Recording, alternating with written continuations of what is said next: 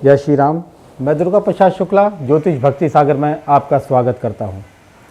तो आज मैं आपको जो विषय बताने वाला हूं, जो विषय है हमारे जीवन की जो प्रक्रिया, यानी कि पैदा होने से लेकर एजुकेशन तक एक प्रक्रिया अलग अलग भागों में काम करती है। हमारा शरीर भी 4 भागों में अलग अलग क्रम में काम करता है, अलग अलग साल में काम करता है, अलग अलग दिशाओं में काम करता है। सबसे पहले जो हमारे जब पैदा होते हैं तो 5 साल तक एक हमारी जो हमारा जो शरीर है या हमारे जो हम एक घर के दायरे में रहते हैं। 5 साल तक हमें संवारा जाता है, खिलाया जाता है, पिलाया जाता है। तो 5 साल हमारे खाने पीने में उसमें निकल गए।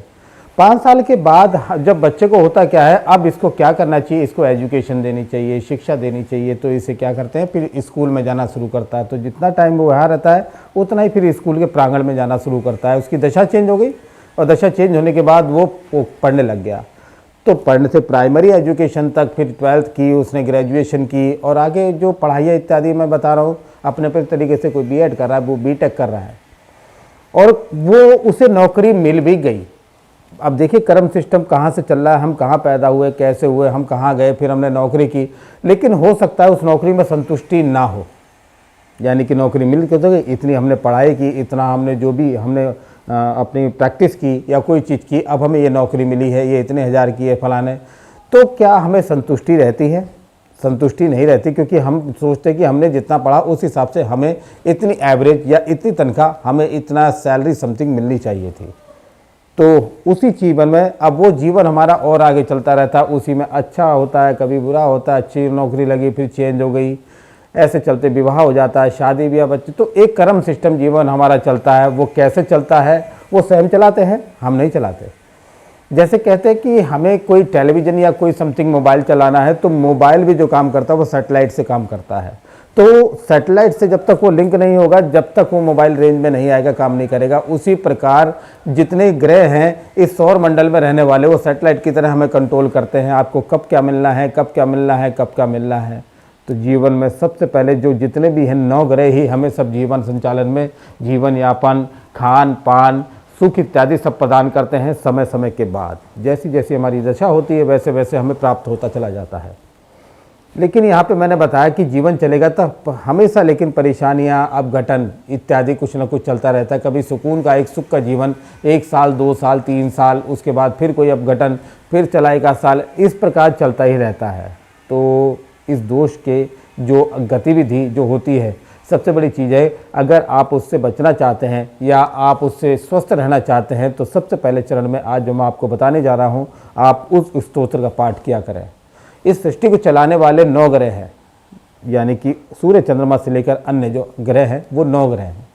उसी प्रकार मैंने बताया कि आपने सुना भी होगा कि 9 ग्रहों की स्तुति, उनकी प्रार्थना एक साथ जो है वो कैसे की जाए। एक साथ अगर 9 ग्रहों की प्रार्थना करनी है, उसके लिए आप 9 ग्रह स्तोत्र, आपने सुना भी होगा, 9 ग्रह स्तोत्र हैं। उसमें हर जो आपके जो ग्रह हैं उनके अपने अपने जो देवता हैं उनके मंत्र हैं। तो 9 मंत्र हैं, 9 ग्रहों के 9 मंत्र, उसे कहते हैं नवग्रह स्तोत्र। नवग्रह स्तोत्र ऐसी चीज़ें, अगर आप उसका नित्य प्रातःकाल पाठ करते हैं, आपको 3 से 5 मिनट ही टाइम लगेगा, ज़्यादा नहीं लगेगा। 3 से 5 मिनट, थोड़ा सा धीरे धीरे अभ्यास करेंगे, बहुत चीज़ आपको कंठस्थ स्वयं ही हो जाती है। जैसे हनुमान चालीसा पढ़ते पढ़ते कंठस्थ हो जाती है, उसी प्रकार वो ग्रह स्तोत्र का अगर आप नित्य प्रातःकाल उसका पाठ करें। हमारे जीवन में जब हम घर से निकलते हैं और शाम तक घर में जब तक आते हैं, तो उस बीच में पता नहीं क्या क्या यातनाएं हमें झेलनी पड़ती है। तो हम चाहते हैं कि वो यातनाएं तो चलो चल रही हैं, लेकिन वो कम हो जाए, हम ठीक रहें, हम अच्छे रहें, हम कुछ भी करें हम अच्छे होके और स्वस्थ होके करें। तो उसके लिए प्रातःकाल आपको अभिनंदन, सूर्य जो आपको जो 9 ग्रह हैं उनकी प्रार्थना इत्यादि जरूर करनी चाहिए। पूजा पाठ करने के बाद आपको नित्य प्रातःकाल 9 ग्रह स्तोत्र का पाठ करने के बाद उनसे हाथ जोड़ के प्रार्थना करें कि मेरा जो जीवन है वो सुखमय हो, और जो वर्तमान का दिन है, जो आज है, उसकी कामना करें। फ्यूचर में तो अपने आप स्वतः ही ठीक हो जाएगा। जब आज ठीक होगा तो कल अपने आप ही ठीक हो जाएगा। तो जो मैंने बताया है, सबसे पहले आप प्रातःकाल अपनी पूजा पाठ के बाद आप विशेष 9 ग्रह स्तोत्र का पाठ किया करें। पाठ करने के बाद आप प्रार्थना करें कि मेरा जो आज का दिन है और आने वाला जो मेरा भविष्य है वो सुखमय हो। सदा अपनी कृपा दृष्टि, जितने भी 9 ग्रह देवता मुझ पर अपनी कृपा दृष्टि बनाए रखें। नवग्रह स्तोत्र एक ऐसा स्तोत्र है कि जिसमें 9 ग्रह एक साथ सम्मिलित होकर एक एक मंत्र जब आप उनका पढ़ते हैं तो आप उनके संपर्क में आते हैं, उनके आह्वान में आ जाते हैं।